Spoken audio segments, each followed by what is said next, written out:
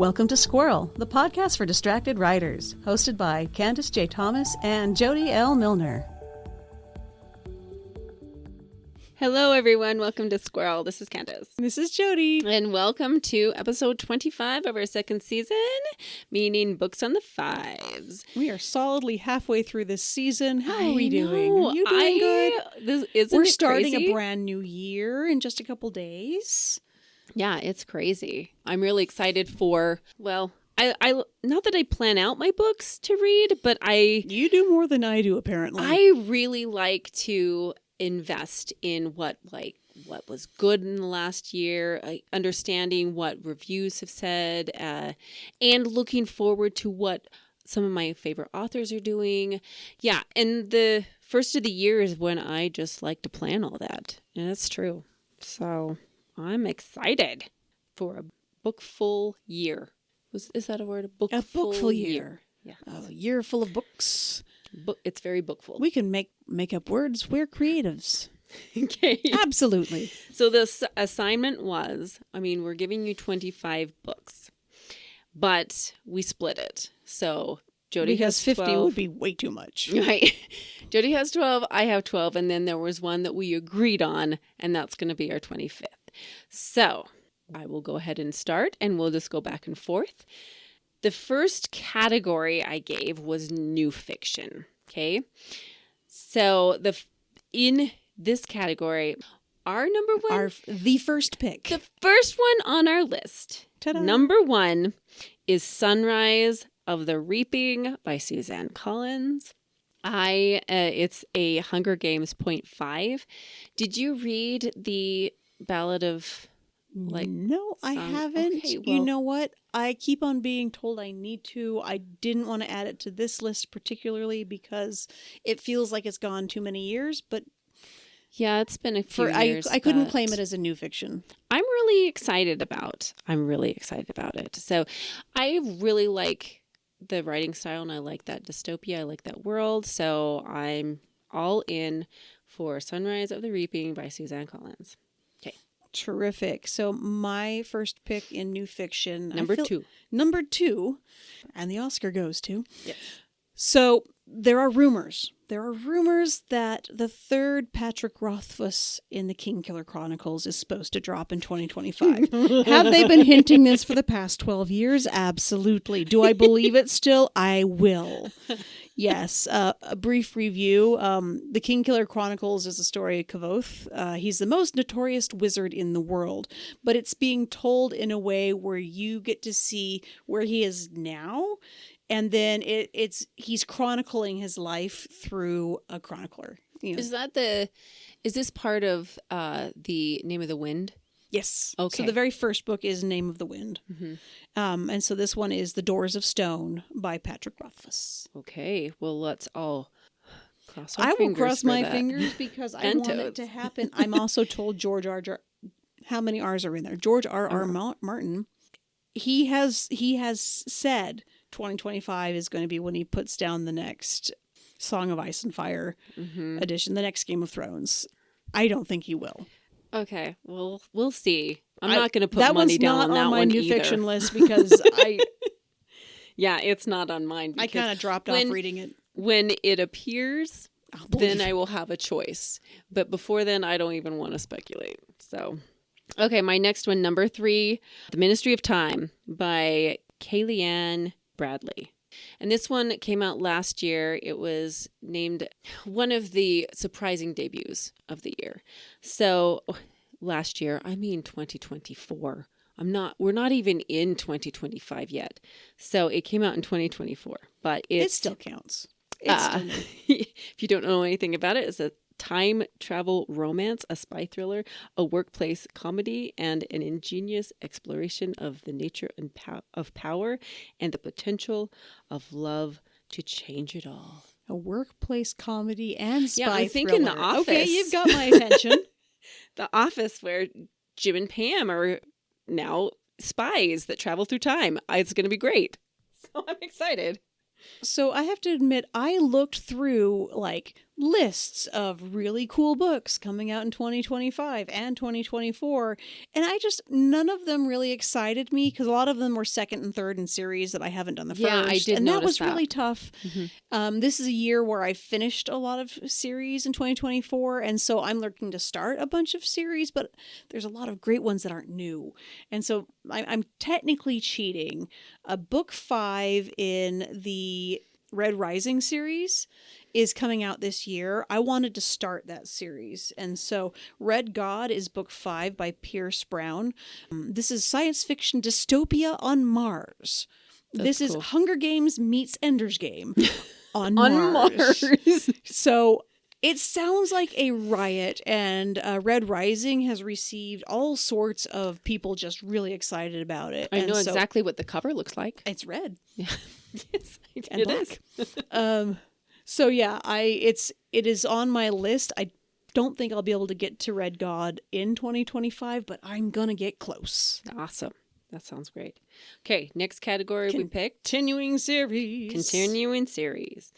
So, first one on my list, our number 5 book, is Emily Wilde's Compendium of Lost Tales by Heather Fawcett. I am so excited. This is the number 3 book from the Emily Wilde series. And she did like Encyclopedia of Fairies and then The Map of Lost Worlds. This is the 3rd one in that. And it's delightful, absolutely enchanting. And I can't wait for it. Very cool. I've been working through, it's a younger person's read, but I've been working through Miss Peregrine's Peculiar Children series by Ransom Briggs. I've done the first 3. I'm on number 4. They're fun, but they've got a lot of interesting complexity with a historical time period, with the way they can time shift to different time periods.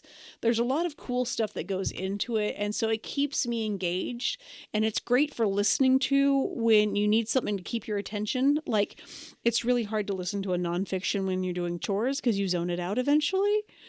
But Yes. Listening to one of these really fun ones makes the day go. Cool. So I like it. Number 7, I have Somewhere Beyond the Sea by T.J. Klune. This is the second in the House of Cerulean Sea series. This actually came out in 2024, but I haven't gotten to it yet. So I'm really excited. I'm trying to wait out till June because these are all like Pride Month type books during June. Absolutely. I like to read that kind of genre, but I loved House in Cerulean Sea so much. It was so cute. It was so adorable. The writing is amazing and just like really great storytelling. Anyway, we won't talk about that. But this is the second in that series, and I'm really excited to finally read it this year. All right, and number 8, I'm going to... So, like I say, I finished a whole bunch of series this year, and so I want to continue on reading an author that has series, but I finished the most recent one. So I want to do V. Schwab's Villains Duology. So V. Schwab's Villains Duology is about college kids who accidentally give themselves extraordinary abilities while working on their thesis. And that happens all the time. I know, right? You work in a lab. Absolutely. Yeah, totally. You radioactive spider. Yes, we've irradiated a spider. Yeah, it happens all the time. Okay, so our next category, I've got biographies, autobiographies, or nonfiction. The number 9 pick that I have is The Bookshop, A History of the American Bookstore by Evan Friss.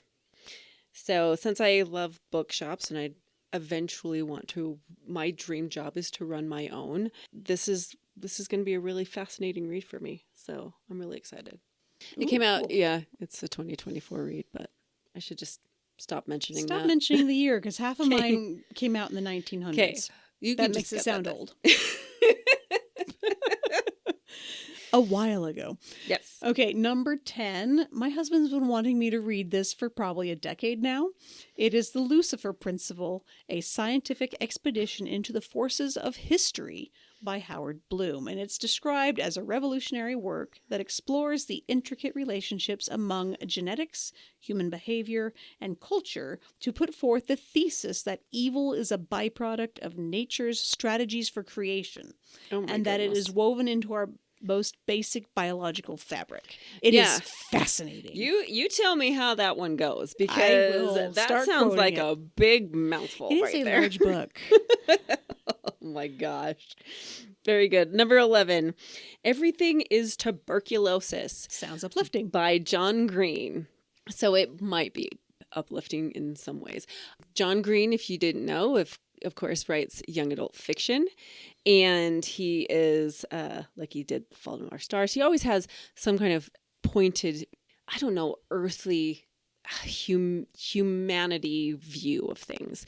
And this he wrote because he met one of these, he met a kid who was sick with tuberculosis during one of his tours, and he started investigating more about what makes us sick and why everything is tuberculosis and why it's something that's so common but it's so deadly.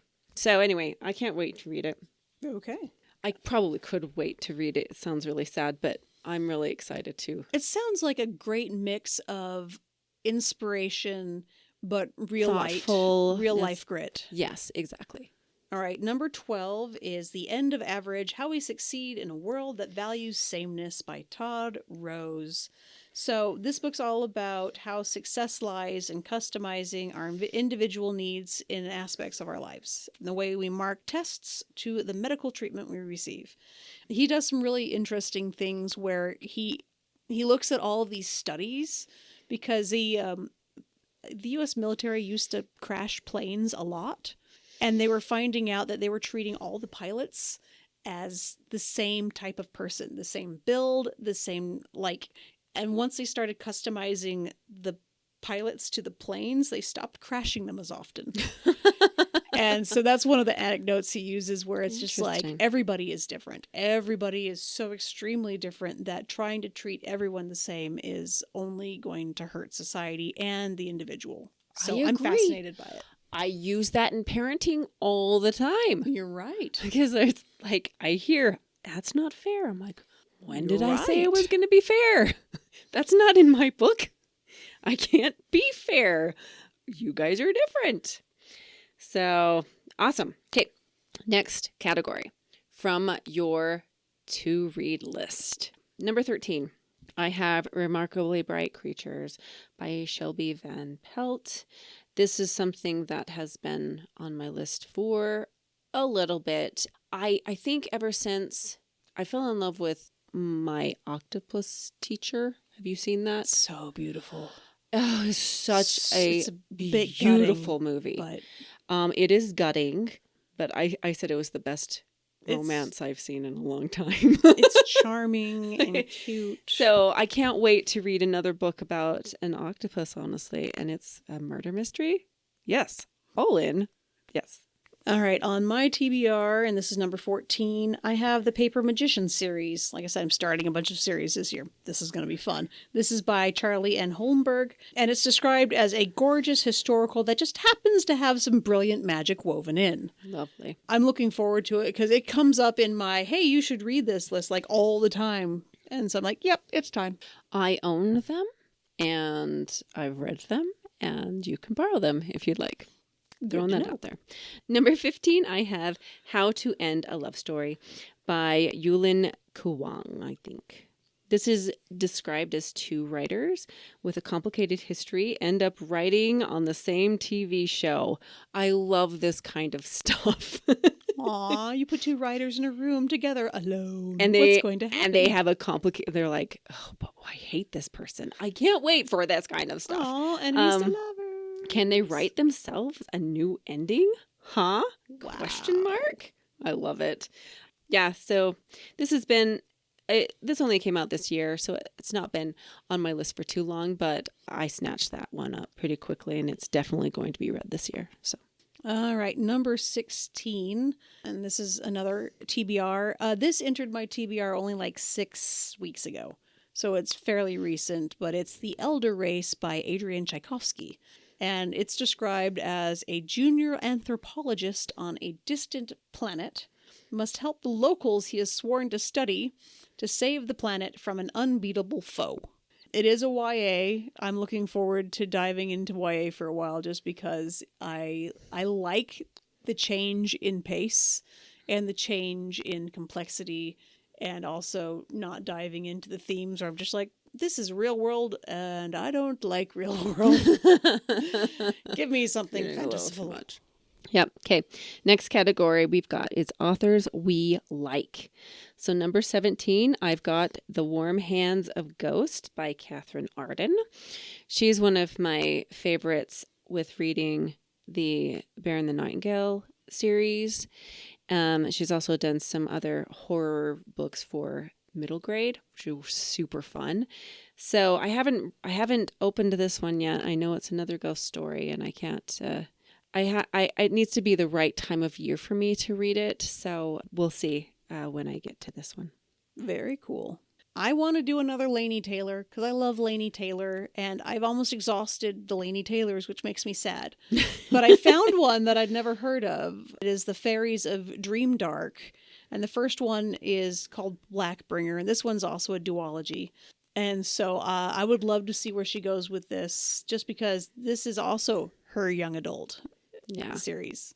Cool. I got number 19 here, Great Big Beautiful Life by Emily Henry. Ooh, I know how much you love Emily Henry. I do. She's hilarious. I kind of just gobble up everything that she does. And it seems that every spring she releases something new. And at least I like that consistency. So I don't know anything about it. I just saw the cover. Her covers are always really bright and fun. And it always has a lot of heart to it. So I can't wait to read that one. Okay. My next one on the authors you like category is the Renegade series by Marissa Myers. Read it. I imagined you have. I read everything from Marissa Myers. So I finished the Gilded duology a couple of weeks ago. And I thought that one had some really brilliant twists and turns in it that were just very nicely executed. And I'm looking forward to reading more from Marissa Myers. Very cool. Okay. Next category. Whew.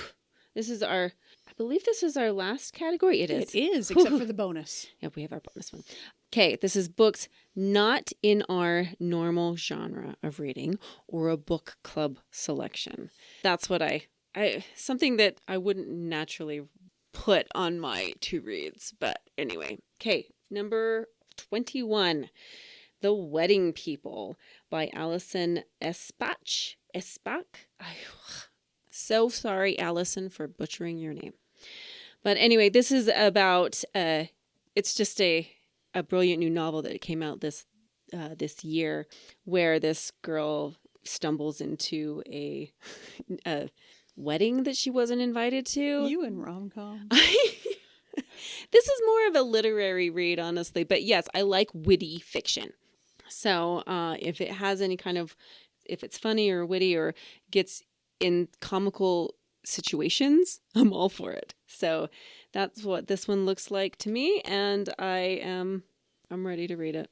So all right, this one was a Goodreads Choice Award in 2017, which put it on a lot of book club lists, and it keeps coming up again in my feed where it's just like, it's a sign I should eventually read it. And it's Little Fires Everywhere by Celeste Ning.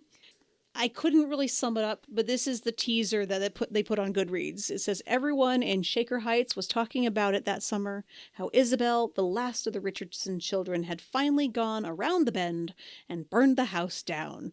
So it's all about family drama in a small community. It seems interesting. It's gotten a lot of really good feedback and reviews. And so, I believe it was a Reese book club. Yes. Book, and I believe that she helped produce the series as well. It's either a movie or series, so I know about that because I'm part of Reese's book club. Of course you are. Of course, yes, awesome. 23. We're getting close to our 25. 23. I have ADHD is awesome. The Guide to Mostly Thriving with ADHD by Penn Holderness. Doesn't that sound perfect? I'm really excited. I read some of the excerpts from it, and it's just super poignant and makes a lot of sense. I wish I would have put one in my notes because It was really funny, and it just made a lot of sense. So that is one that I'm not much for self-help, and I'm not much for like reading about any kind of improvement of me in any way. So this is definitely out of my norm, and I think, but I'm really excited. Since this podcast started, I've just been very excited about anything that explains how my brain works. So there you go. Well, that's terrific. And if you like it, I'm probably going to put that on my list too. Check all the boxes. Okay, so this is number 24. And this was a reader's favorite in historical fiction in 2014 on Goodreads. This was also an Oprah's Book Club book, but it was The Invention of Wings by Sue Monk Kidd. So I loved Secret Life of Bees. I've read that one. It was brilliant. It was poignant. It was gritty in all the right places. Like, you just really got to dive into people's lives in a way that was really fascinating. And so this one makes my list. So it is a women's fiction that's set in the Deep South. It's about friendships and sisterhood against all odds. Awesome. And so I'm looking forward to that because it's been a while since I've read real stuff. I should do more of it. I mean, I did do Where the Crawdads Sing. I was very proud of myself to snatch that up when I was thinking about it. Very good. Ooh, I think we need a cowbell for this. Okay, ready? Drum. Woo! Our 25 bonus pick that we both agree on is Bury Our Bones in the Midnight Soil by V.E. Schwab. Why did you pick this? Well, I have a terrible soft spot for V.E. Schwab. And having a new one come up, and I don't know if she intends for this one to be a series or not. Right, I don't know. But I love what she does with character and world building. And so I'm excited to see her work in a new world, different than the one that I'm used to. Because I've only so far done the Conjuring of Light series, which has got, like, I haven't done the other ones yet. Okay. So you didn't do Addie LaRue? I did Addie LaRue, but that is a standalone. And again, she treated that so differently than Darker Shade of Magic and those. Yeah. Sorry, I did that out of order, didn't I? Mm-hmm. And so I'm fascinated to see how she grows as a writer, because even between... Everything seems so different. Like between each series, it feels like she grows and then she turns something on its head, and it's just like, it's fascinating. Yeah, I really enjoy her writing style. It's refreshing. So she does always write in present tense, but it doesn't seem obvious. She's telling you a story. And I'm excited to, yes, again, her magic is always brilliant. Her ideas are always fresh, and I have no idea where she comes up with stuff. So I'm excited to read something different from her as well. So I did read The Fragile Threads this last year from her, and that's part of the Darker Shade of Magic. It's like a continuation of that, and it was lovely. I love revisiting those characters. So it'll be fun to read something completely different from her. And there you go. There's our 25. Woo! 25. Woo! All right. So I don't think I have any listener assignment. You technically have something. I said, make your own list. One of the things I dabbled with was creating a Fable book club list if people wanted to join it. And that is yet to be really thought out. But if anyone is really interested in that, you just let me know. And I'm definitely willing to play with maybe a book club surrounded around our Squirrel podcast. And we could all share our thoughts and ideas about books we're reading. So anyway, think about that. Okay, next episode. And our next episode is our formal dive into 2025. We will be starting the new year off strong. And instead of doing the same old goal-setting message in podcasts, we wanted to turn that on its head and jumpstart your motivation for the new year with some new thoughts about how to think about your creative life in the coming year. Okay. I'm excited for it. I'm way excited. I totally need a jump start. So jump starts are good. And January is bleak, so we're going to try our best. Yeah, very good. All right. As always, we have a Patreon and a Buy Us a Coffee. If you've heard anything today that you're like, ooh, that made my life better, hey, consider giving us a little tippy tip in our little tippy jar. Thank you, everyone. And don't forget, like, subscribe, and share, Share. because sharing is caring. We'd love you to visit our blog. We have lots of wonderful blog subscribers and have great conversations there on our website. So please visit that if you want a little bit more information about all the things that we're talking about. All right, this has been fun. It has been fun. Thank you, Thank Ken. you, Jody. Thank you for listening to the Squirrel Podcast for the Distracted Writer with Candace J. Thomas and Jody L. Milner. Please like and subscribe to our podcast for updates and new episodes, and find more information at our website, squirrelpodcast.com. Stay distracted, everyone.